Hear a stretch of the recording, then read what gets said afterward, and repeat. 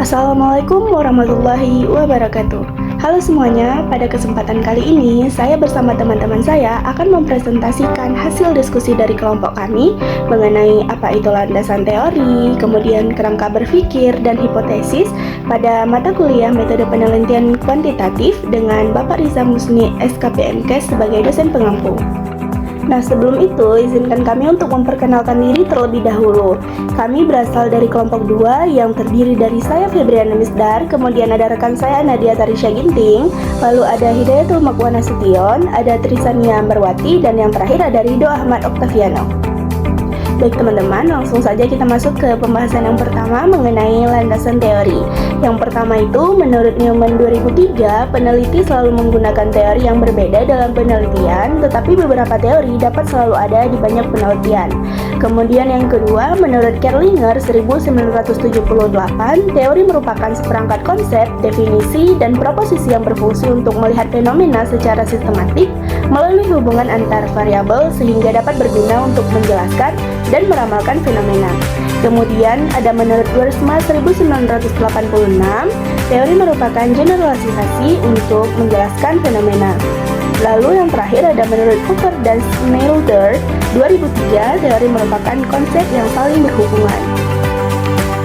Menurut Mark pada tahun 1963, ada 3 macam teori dari penggunaan data empiris, yaitu yang pertama itu adalah teori deduktif, yang berarti di mana keterangan diberikan sebelum mengarah ke data yang akan digunakan.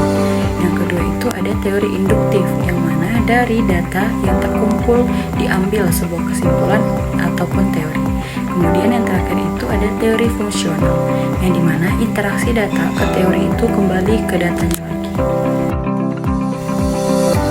Berikutnya adalah fungsi teori, di mana menurut Chopper dan Schneider pada tahun 2003 ada beberapa fungsi dari landasan teori. Yang pertama itu untuk mengerucutkan fakta yang akan diteliti. Yang kedua, untuk memberikan pendekatan yang menyajikan arti terbesar. Kemudian yang ketiga itu untuk menyusun data lebih sistematis. Kemudian untuk menyimpulkan informasi tentang objek yang dipelajari dan menentukan perbedaan yang ada pada awal observasi. Kemudian yang terakhir untuk memprediksi fakta lanjutan yang akan ditemukan. Nah, selanjutnya itu ada langkah-langkah mendeskripsikan teori. Yang pertama itu menetapkan nama variabel dan jumlahnya, kemudian cari sumber bacaan sebanyak-banyaknya. Selanjutnya lihat isi buku, kemudian cari definisi setiap variabel, lakukan analisa dan buat rangkuman dengan bahasa sendiri, dan yang terakhir adalah deskripsikan teori-teori yang telah dibaca dengan gaya bahasa sendiri. Kemudian ada kerangka berpikir, di mana kerangka berpikir atau kerangka pemikiran adalah dasar pemikiran dari penelitian yang disintesiskan dari fakta-fakta, observasi, dan kajian kepustakaan. Oleh karena itu, kerangka berpikir memuat teori, dalil, atau konsep-konsep yang akan dijadikan dasar dalam penelitian. Di dalam kerangka berpikir, variabel-variabel penelitian dijelaskan secara mendalam dan relevan dengan permasalahan yang diteliti, sehingga dapat dijadikan dasar untuk menjawab permasalahan penelitian. Kerangka berpikir merupakan perlengkapan peneliti untuk menganalisa, perencanaan, dan implementasi kecenderungan asumsi kemana akan dilakukan. Penelitian kuantitatif, kecenderungan akhirnya adalah diterima atau ditolak hipotesis dari penelitian tersebut. Sedangkan untuk penelitian yang berbentuk narasi atau pernyataan, peneliti bertolak dari data dan memanfaatkan teori yang digunakan sebagai bahan penjelasan dan berakhir dengan pembaharuan suatu pernyataan atau hipotesa. Selanjutnya akan dibacakan oleh teman saya. Nah, kerangka berpikir selanjutnya adalah kerangka berpikir ini menjelaskan hubungan dan keterkaitan antar variabel.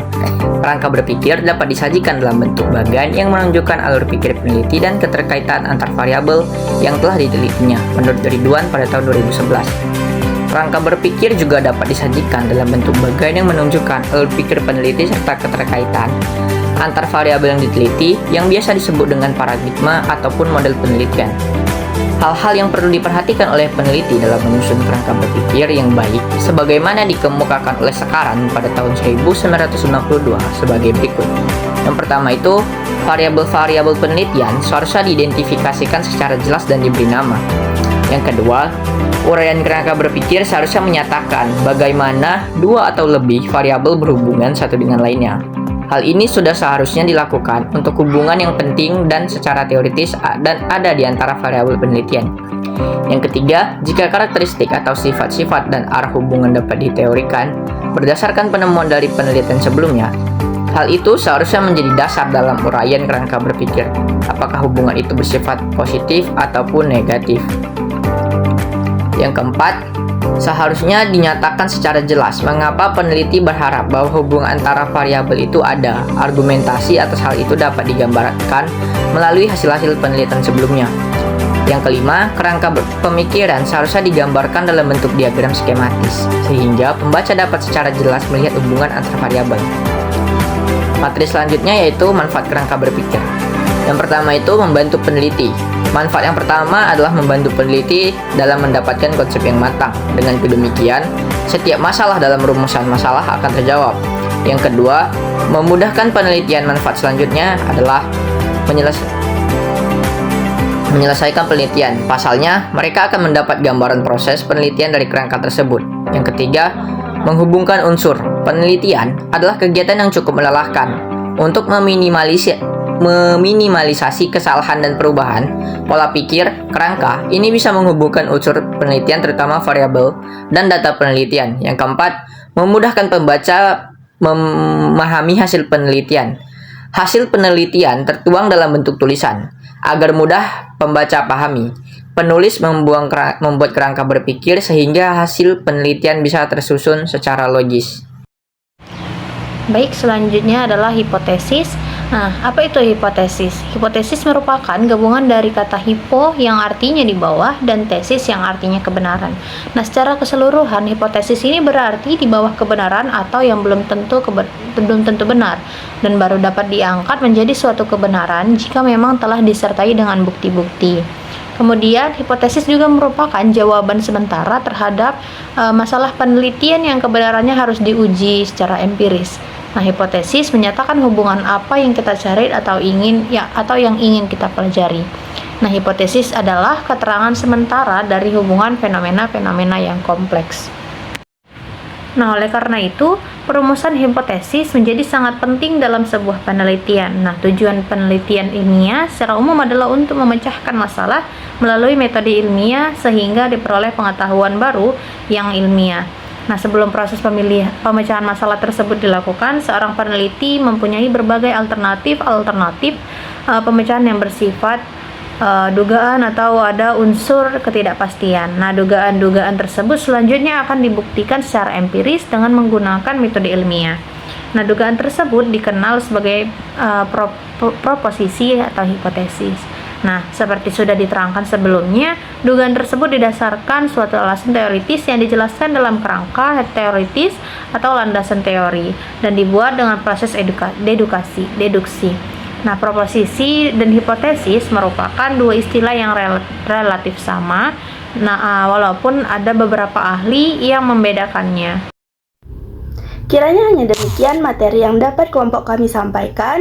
Saya mewakili kelompok saya mengucapkan mohon maaf atas segala kesalahan yang kami lakukan, baik disengaja maupun tidak sengaja. Saya mewakili kelompok saya. Assalamualaikum warahmatullahi wabarakatuh.